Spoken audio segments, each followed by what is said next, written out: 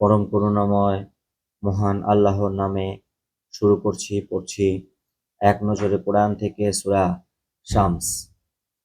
নাজিলের ধারাবাহিকতা তথা কোন সূরার পর নাজিল হয়েছে তা বিবেচনায় এটি ২৬তম সূরা। এর আগে আছে সূরা কদর ও পরে সূরা বুরুজ নাজিল হয়েছে। বর্তমান কোরআন মাজিদের বিন্যাস অনুযায়ী এটি ৯১ নং সূরা। এর আগে আছে সূরা বালাদ ও পরে সূরা লাইল। মাক্কি যুগের শুরুতে এই সূরাটি নাজিল হয়েছে। সূরা নং ৯১, আয়াত সংখ্যা ১৯। এটি মাক্কি সূরা। শামস মানে সূর্য। সূরার শুরুতে আল্লাহ সূর্যের উপরে শপথ করেছেন। শপথ সূর্য ও তার প্রখর আলোর, তো সেখান থেকে সূরার নাম হয়েছে শামস। সফলতা অর্জনের জন্য শর্ত: আল্লাহ অবাধ্যতা থেকে পরিচ্ছন্ন থাকা। ধ্বংস হওয়ার কারণ: সামুদ জাতির উদাহরণ। সূরাটি শুরু হয়েছে আল্লাহর গুরুত্বপূর্ণ কিছু নিদর্শনের উপরে শপথের মাধ্যমে, যেমন সূর্য, চাঁদ, দিন, রাত, নফস ইত্যাদি। এগুলোর প্রত্যেকটি বিশাল বিশাল সৃষ্টি, যা সর্বশক্তিমান এমন এক সত্তার কথা বলে, যিনি সকল কিছুর উপরে ক্ষমতাবান। তিনি চাইলেই অপরাধীদেরকে সমূলে উপড়ে ফেলতে পারেন।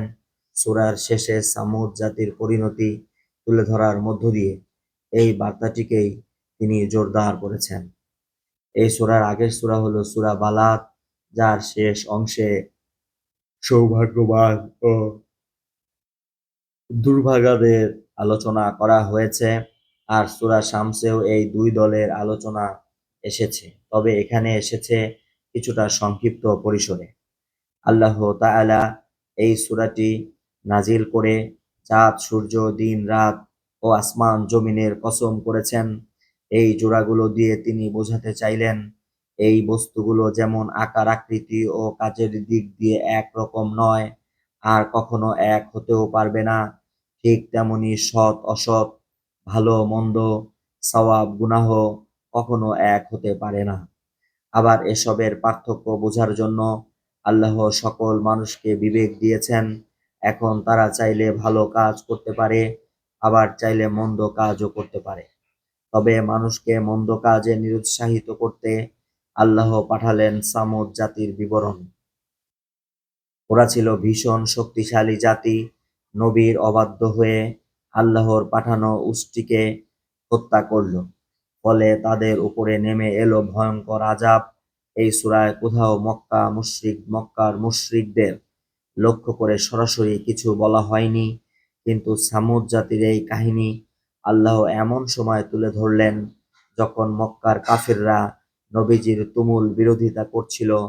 এই কাহিনী সামুদ জাতির সাথে কুরাইশদের অবস্থানকে পুরোপুরি মিলিয়ে দিল। তাদেরকে যেন এই কথাই বলা হলো, সামুদ জাতি তাদের নবীর অবাধ্য হয়ে ধ্বংস হয়ে গেছে। তোমরা যদি তোমাদের নবীর অবাধ্য হও, তাহলে তোমরাও কিন্তু বাঁচতে পারবে না। বিস্ময়কর নিদর্শন: সূরার শুরুতেই আল্লাহ তাআলা কিছু বিস্ময়কর নিদর্শনের কসম করেন। পথ দেখানো। এসব এসব নিদর্শনের এসব নিদর্শনের উপরে শপথ করে আল্লাহ মানুষকে চিনিয়েছেন আনুগত্য আর অবাধ্যতার পথ। সামুদ জাতির পরিণাম: সামুদ জাতি আল্লাহর অবাধ্য হয়েছিল, ফলে আল্লাহ তাদেরকে দুনিয়ার বুক থেকে সমূলে উপড়ে ফেলেন। নবী করিম সাল্লাল্লাহু আলাইহি সাল্লাম একবার মুআজকে উপদেশ দেন, মুআজ, তুমি যখন নামাজ পড়াবে তখন সূরা আলা, শামস, লাইল বা এ ধরনের ছোট ছোট সূরা দিয়ে পড়াবে, কারণ তোমার পেছনে দুর্বল, বৃদ্ধ ও প্রয়োজন ফেলে আসা লোকও নামাজ আদায় করে থাকে। অহংকার ও খাই খাই স্বভাবের কারণে মানুষ তার নিজ আত্মাকে চাপা দিয়ে রাখে। তাই আল্লাহর কাছে সঠিক পথের সন্ধান চাওয়ার পাশাপাশি নিজের অনিষ্টতা থেকেও মুক্তি চাইতে হবে।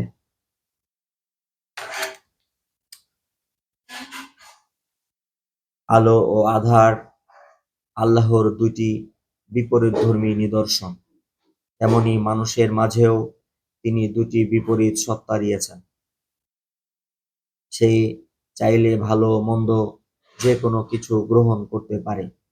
মানুষের মন যেন একটি যুদ্ধক্ষেত্র, এখানে ভালো ও মন্দ এই দুটি পক্ষ সবসময় নিজেদের মধ্যে বিরোধে জড়িয়ে থাকে।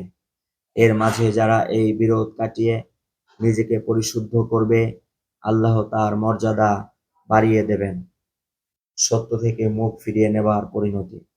অতীতের যে জাতি স্পষ্ট নিদর্শন দেখার পরও মন্দ পথে হেঁটেছে, আল্লাহ তাদেরকে ধ্বংস করে দিয়েছেন। আসল সফলতা সফলতা টার্মটি শুধুমাত্র দুনিয়াবি অর্জনের সাথে মেলালে হবে না, বরং আসল সফলতা হলো আত্মিক উন্নতি ও পরকালীন মুক্তি। আল্লাহ তাআলা তার অনেক বড় বড় সৃষ্টির উপরে শপথ করেছেন। এখানে 1 থেকে 7 নং আয়াত, আল্লাহর অবাধ্যতা থেকে নিজেদের পরিচ্ছন্ন রাখলে সফলতা নিশ্চিত, নয়তো অবাধ্যতার ফলে আসবে চরম ব্যর্থতা। 8 থেকে 10 নং আয়াত সামুদ জাতির অবাধ্যতা ও তাদের পরিণতি বর্ণিত হয়েছে। 11 থেকে 15 নং আয়াত। কিন্তু তারা তাকে মিথ্যুক বলে উড়িয়ে দেয় এবং তারা উষ্ট্রীটিকে পেছনের পা খোঁড়া করে হত্যা করে। এই সূরার 14 নং আয়াতে অলৌকিক উষ্ট্রী হওয়া হত্যার বিষয়টি উঠে এসেছে। তাদের সবচেয়ে হতভাগা লোকটি উষ্ট্রীটিকে হত্যা করেছিল, কিন্তু আল্লাহ হত্যার দায় দিলেন তাদের সবাইকে। তারা সবাই হত্যা না করলেও যে হত্যা করেছে তার কাজে বাকিরা সন্তুষ্ট ছিল।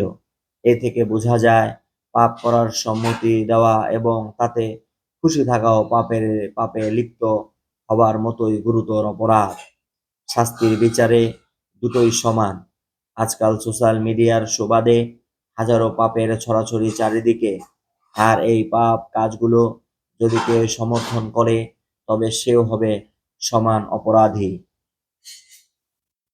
কিছু মানুষের মনে পাপ কাজের ভীষণ তাড়না জাগে, আবার কারো কারো মনে ভালো কাজ করার প্রচন্ড আগ্রহ তৈরি হয়। এই সূরার 8 নং আয়াত থেকে জানতে পারি আল্লাহ তাআলাই আমাদের জন্য ভালো মন্দ দুটি পথই খোলা রেখেছেন। এটা আল্লাহর পক্ষ থেকে একটা পরীক্ষা। এখন দেখার বিষয় হলো বান্দা কোন দিকে অগ্রসর হবে।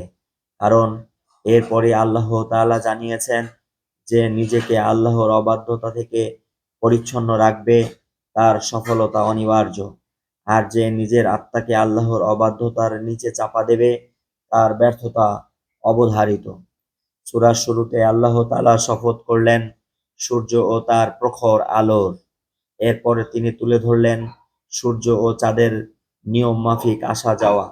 তো এই শপথের ধরন থেকে আমরা বুঝতে পারি পৃথিবীর সবকিছু একটা নির্ধারিত শৃঙ্খলার মধ্যে চলছে, আর সেই শৃঙ্খলা আল্লাহই ঠিক করে দিয়েছেন। সকল সৃষ্টি আল্লাহর বেঁধে দেওয়া নিয়ম কানুনের মাঝে আবর্তিত হচ্ছে। কোথাও কোনো বিরোধ নেই, অবাধ্যতার লেশ মাত্র নেই, কিন্তু মানুষ লাগাতার ভাবে আল্লাহর অবাধ্যতায় লিপ্ত হয়।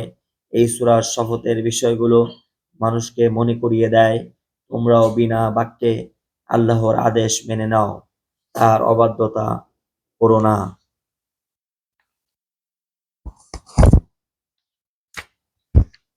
শুনছিলেন এক নজরে কোরআন থেকে সূরা শামস। পরবর্তী ভিডিওতে সূরা লাইল পড়ার আশাবাদ ব্যক্ত করছি। আল্লাহ রাব্বুল আলামিন আমাদের সবাইকে কোরআন এবং সুন্নাহের আলোকে জীবন পরিচালনা করার তৌফিক দান করুক। সকলে বলুন আমিন। আসসালামু আলাইকুম ওয়া রাহমাতুল্লাহি ওয়া বারাকাতুহু।